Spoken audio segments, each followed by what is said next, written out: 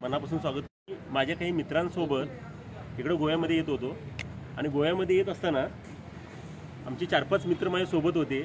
दोडामार्ग गोवा जी बाउंड्रीवरती जे काही पोलीस होते तिथं आम्ही आल्यानंतर त्यांनी आम्हाला सांगितले की ड्रायव्हिंग लायसन दाखवा। मी सगळे डॉक्युमेंट दाखवले। सगळे डॉक्युमेंट दाखवल्यानंतर मी ड्रायव्हिंग लायसन घरी विसरलो होतो आणि ती ड्रायव्हिंग लायसन विसरल्यानंतर मी त्यांना विनंती केली की मी घराकडून मागून घेतो। मात्र ते म्हणाले 500 रुपये तुम्हाला द्यावे लागतील।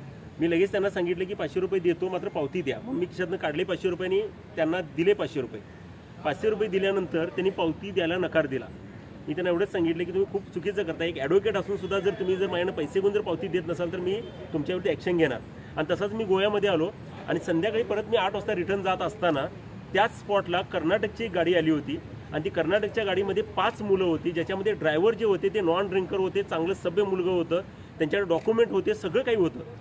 तरीसुद्धा त्यांच्याकडे पैशांची त्यांनी मागणी केली, त्याच लोकांनी, तेच पोलीस ऑफिसरनी। आणि ते पैशाची मागणी आम्ही का पैसे देऊ, कारण आमचा ड्रायव्हर तर पिलेला नाही, डॉक्युमेंट तर सगळे आहेत। त्यावेळेला त्याला गाडीतनं बाहेर काढले आणि त्याला मारहाण केली।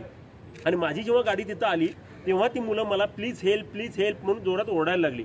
मग मी गाडीतून उतरल्यानंतर त्या मुलांना सांगितलं तुमची काय चूक झाली, त्यांना मग थोडा न्याय देण्याचा प्रयत्न केला। मग मी त्या पोलिसांना एकच प्रश्न विचारला, तुम्ही प्रत्येक वेळी आम्हाला ड्रायव्हिंग लायसन विचारताय, डॉक्युमेंट विचारताय, RC विचारताय, मग तुम्ही कायद्यामध्ये आहे काय? मग ते म्हटले काय झालं, तुम्ही पोलीस आहात, मग तुमची नेम प्लेट का नाही आहे? तुम्ही पोलीस असेल तर तुमचा ड्रेस का नाही आहे? तर ते म्हटले तू सांगणारा कोण? मग लगेच मी मोबाईल काढला आणि समोर धरला आणि म्हटलं थांब आता उत्तर दे म्हटलं। आणि उत्तर दे म्हटल्यानंतर ते पळायला लागले म्हटलं 4ही पोलीस होते, ते 2 मिनिटात सगळे पोलीसच गायब, पोलीस स्टेशनमध्ये सगळेच गायब झाले।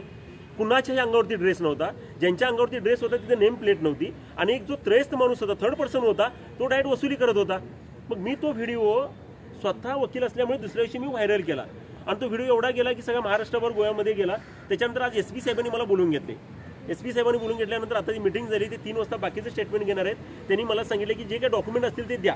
मात्र मी त्यांना आता तेच सांगितलं की तुम्हाला मी फोटो दिलेत, ते पोलीस कोण आहेत ते दिलेत, अनेक मी असा व्हिडिओ दाखवतो ज्याच्यामध्ये ते पोलीस डायरेक्ट पैसे घ्यायलेत, असा व्हिडिओ दाखवतो म्हटलं। आणि तो व्हिडिओ मी आता दाखवून आलो, तो अजून मी व्हायरल केलेला नाही। मग मला सांगा, जर आम्ही टुरिस्ट जर असे बाहेरचे जर गोव्यासाठी, गोवा आमचं आहे, कोल्हापूरवाले काही फार लांबचे नाही, मराठी माणसं दूरची नाही आहेत, आम्ही प्रेमाखातर इथं येतोय आणि इथं आल्यानंतर जर असा जर आम्हाला त्रास होत असेल, प्रत्येकाला दररोज इन्सिडेंट घडतात सांगा, मग कुठेतरी आवाज उठवला पाहिजे। मी जर हा आवाज शांत केला असताना तर ते पोलीस तसेच राहिले असते। म्हणून मी त्यांचे फोटो, पैसे घेतलेल्यांचे ते सगळं मी व्हिडिओ व्हायरल केला आणि आता एक असा व्हिडिओ मी तुम्हाला व्हायरल करणार आहे ज्याच्यामध्ये ते पोलीस डायरेक्ट पैसे घ्यायलेत त्यांच्याकडून। हेच मला फक्त सांगायचं आहे की जेव्हा आम्ही टुरिस्ट येतो ना, टुरिस्टला एवढा त्रास नको आहे पोलिसांचा, आम्ही कंटाळलो अक्षरशः।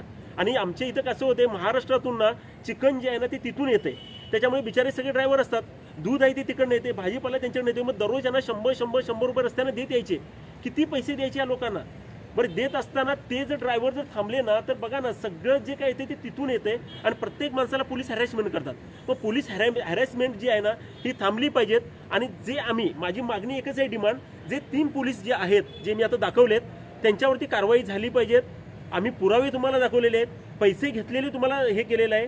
मग एवढं जर तुम्हाला देऊन सुद्धा जर तुम्ही काही करत नसाल तर मात्र आम्हाला मग मोठी ॲक्शन, आम्हाला आंदोलन करावं लागेल। तुम्ही कंप्लेंट ऑफिशियल केली आता ती आज घेता येत। ॲक्च्युली मी फक्त सोशल मीडियावरती व्हिडिओ टाकला होता आणि मी आपल्याला ओळख करून देतो। मागे सुद्धा एकदा काय झालं होतं, आसगाव आपल्याला माहिती आहे, आसगाव तिथे एक वन वे होता बघा, तो वन वे बेकायदेशीर होता।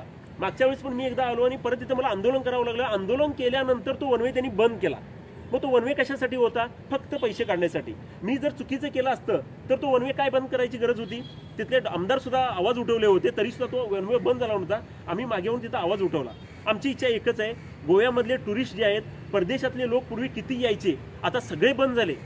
परदेशी फॉरेन टुरिस्ट तर येतच नाही आहेत, जे आहे ते इंडियन येत आहेत। मग इंडियन लोकांना एवढा त्रास देणं बरोबर नाही आणि हे कुठंतरी पोलिसांच्या हातात आहे आणि पोलिसांनी याच्यामध्ये सुधारलं पाहिजे।